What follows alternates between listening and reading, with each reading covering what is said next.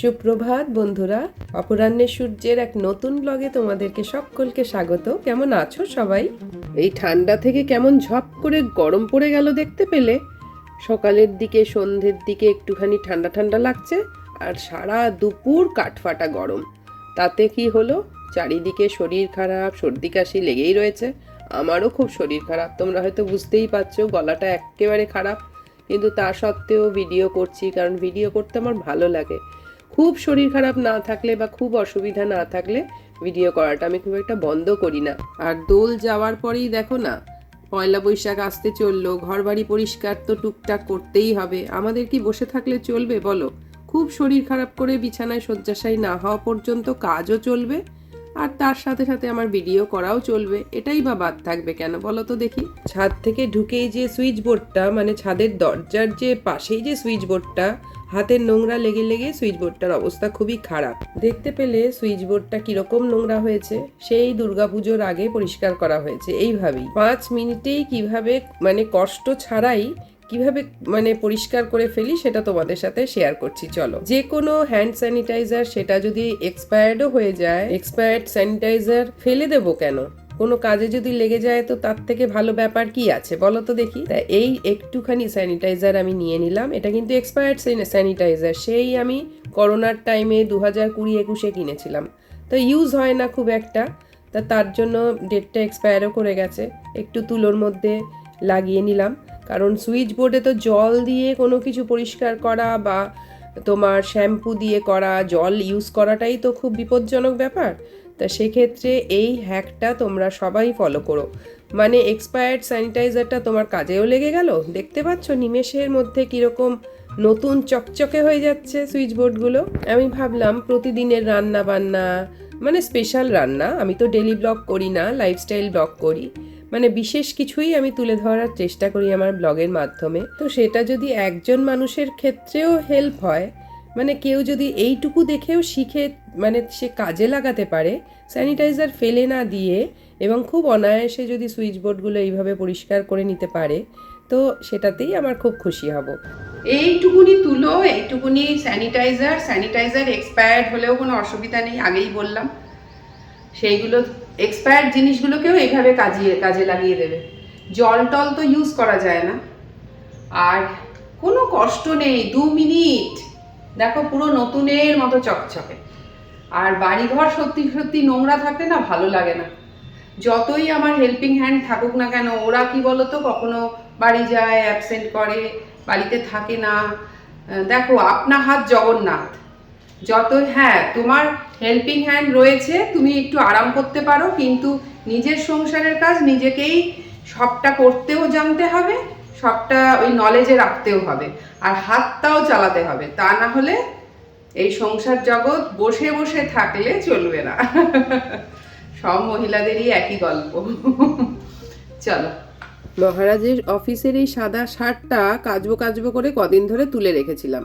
সাদা জিনিসপত্র আমি খুব বুঝে বুঝেই কাচি, মানে হাতে সময় থাকলে তবেই কাচতে দিই আর কি। দেখবে কলারের ভেতর দিকটা একটা দাগ জেদ করেই বসে যায়, ব্রাশ দিয়ে ঘষলেও উঠতে চায় না। সেক্ষেত্রে দাগের ওপর যদি যে কোনো ট্যালকাম পাউডার, মানে গায়ে মাখার পাউডার আর কি, যার যেটা বাড়িতে থাকবে সেইটাই আর কি কিছুক্ষণ লাগিয়ে রেখে দেওয়ার পর যদি তুমি টাইডে ভিজিয়ে বা সার্ফ এক্সেলে ভিজিয়ে কাচো, তো দেখবে দাগটা যতই জেদি হোক না কেন সে সেখান থেকে পালাতে বাধ্য। আগে জানো তো, যখন এই হ্যাকটা জানতাম না, তখন এই সাদা শার্ট কাচা নিয়ে, সাদা যে কোনো কিছুর মধ্যে থেকে দাগ তোলা নিয়ে যা বকা খেতাম বাড়িতে। আর আমার তো 2 ছেলেই ডিপিএসে পড়তো, ওদের ইউনিফর্ম ছিল সাদা। তো তখনই আর কি হ্যাকটা আমি ফলো করেছিলাম। অনেক দিন যাবত এটা ফলো করছি, তোমাদেরকেও দেখালাম। চলো, ভিজিয়ে দিয়ে এসেছি, এখন নিচে যাই, কয়েকটা কাজ সেরে এসে কেচে শুকিয়ে তোমাদের দেখাচ্ছি। দেখো, একদম নতুনের মতো হয়ে গেছে না? যদিও শার্টের দাগটা খুব একটা গাঢ় ছিল না, কিন্তু তোমরা যে কোনো দাগ, মানে এরকম শার্টের কলারের ওপরে বলো, মানে যে কোনো দাগ যেটা, সেটা যদি খুব একটা গাঢ়ও হয়, মানে খুব কালো ধরনেরও হয়, তো এটা অ্যাপ্লাই করো, এটা একদম সুন্দর কাজ দেবে। জীবন খাতার প্রতিটা পাতায় আমরা কত কিছু শিখি, তাই না বলো? শেখার কোনো শেষ নেই। আর এখন তো এই সমাজ মাধ্যমের দৌলতে কত কিছুই আমরা ঘরে বসে জানতে পারি, দেখতে পারি, শিখতে পারি। এই ওর পেছন পেছন ঘুরছিস কেন রিকো?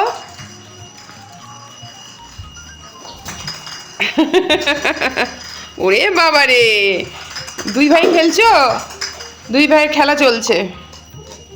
দেখি দেখি দেখি দেখি দেখি দেখি দেখি দেখি দেখি। এ বাবা কি স্পিড!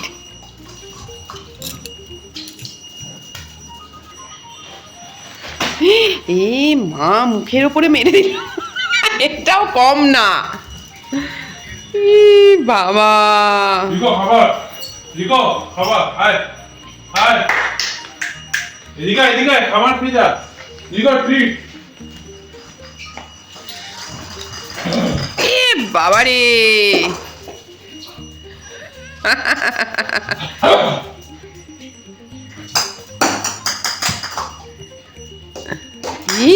মা যা। রিকো এনে বিস্কিট খা, আয় আয় আয়।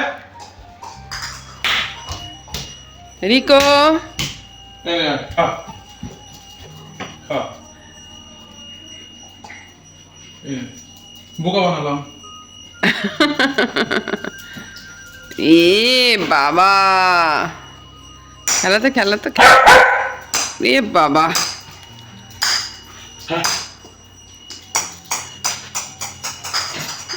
এখন তাও স্পিডটা একটু কম, ঘুম থেকে উঠেছে।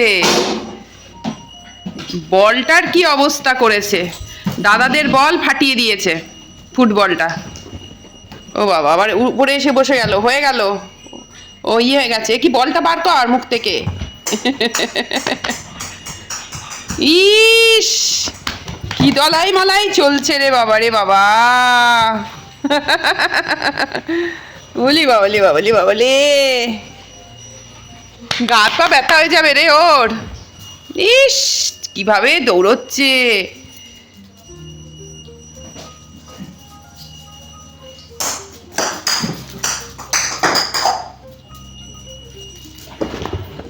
ঘুরে ফিরে খালি এখানে চলে আসছে, দেখেছিস?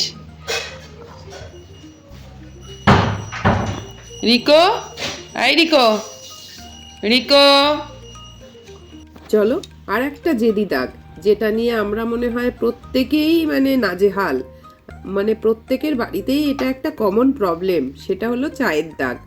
চা পড়ে গিয়ে চাদর ভিজে গেল, বা ধরো জামা কাপড়ে পড়লো, এটা মনে হয় প্রত্যেকের বাড়িতেই এগুলো হয়ে থাকে।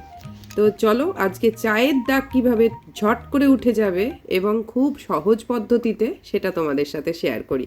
এই মুহূর্তে যেহেতু আমার কোনো চায়ের দাগযুক্ত কোনো জামা কাপড় বা চাদর নেই, তাই আমি ইচ্ছাকৃত নিজে থেকেই ফেললাম চাদরে দাগ, চাটা।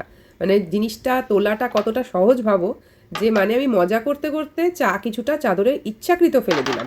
কারণ আমি জানি এই দুধটা দিলে, মানে এই ঠান্ডা দুধ, ফ্রিজের ঠান্ডা দুধ, যে কোনো চায়ের দাগ যখনই পড়ে যাবে ফ্রিজের যে কোনো ঠান্ডা দুধ একটু ঢেলে দেবে, ব্যাস, দিয়ে একটু মুড়িয়ে রেখে দেবে, একটু বাদে কেচে ফেলবে।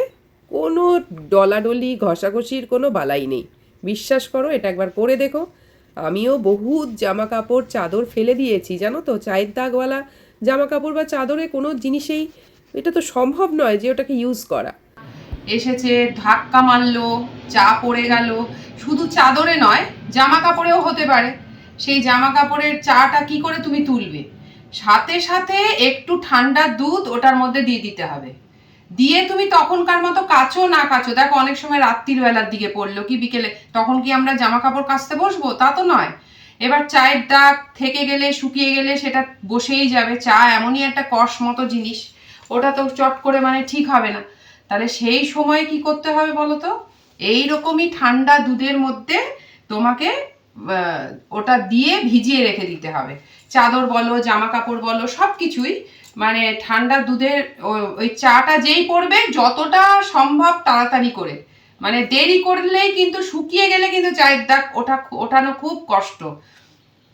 ওই সাথে সাথে করে ঠান্ডা দুধ, তো আমাদের এখন ফ্রিজে জাল দেওয়া দুধ বা এমনি ঠান্ডা দুধের প্যাকেট তো সব বাড়িতেই মনে হয় থাকে। তো একটু ঠান্ডা দুধ যদি ঝটপট করে ওটার মধ্যে দিয়ে দেওয়া যায়, তারপরে তুমি মুড়িয়ে, এরকম করে মুড়িয়ে জামা কাপড়, আমি তো এটা চাদর নিয়ে দেখালাম, চাদরেই বেশি আমার পড়ে তাই জন্য। এবার যা অনেক সময় গায়ে পড়তে পারে বা অন্য কোথাও পড়তে পারে, সাথে সাথে এরকম করে দুধ দিয়ে এরকম ভাবে ভিজিয়ে রেখে দিয়ে তারপরে তুমি মুড়িয়ে রেখে দাও। হ্যাঁ, এবার পরের দিন সকালে কাচাকুচি করো, অসুবিধা নেই, একদম উঠে যাবে। এটা একবার অ্যাপ্লাই করে দেখো। আমার প্রচুর সারা জীবন ধরে, মানে যতদিন আমি এই সমস্ত দায়িত্বে রয়েছি আর কি, চায়ের চায়ের দাগ প্রচুর জায়গায় পড়েছে, মানে পড়েনি, চা পড়েছে আর কি। কিন্তু এইভাবেই দুধ দিয়ে, আগে তো যখন এই টিপসটা জানতাম না তখন তো নষ্ট হয়ে যেত। চাদরে দেখো চায়ের দাগ পড়ে থাকলে সেই চাদর কি আর পাতা যায়? বা ধরো জামা কাপড়ও পরা যায় না, নষ্ট হয়েছে প্রচুর। কিন্তু যবে থেকে টিপসটা অ্যাপ্লাই করছি, আমি এই টিপসটা অ্যাপ্লাই করছি আজ বহু বছর, জানো, আমার ঠিক মনে পড়ছে না তখন হ্যাপি ভাবি ছোট ছোট। হ্যাঁ, তো ওরা ওদের ওদের হাতেই তো বেশি চায়ের দাগ হতো, কে যেন একটা বলেছিল, আমি ঠিক মনে করতে পারছি না। হ্যাঁ, তো এই অ্যাপ্লাইটা করার পর থেকে আর কোনো সমস্যা নেই, চায়ের দাগ নিয়ে কোনো সমস্যা নেই।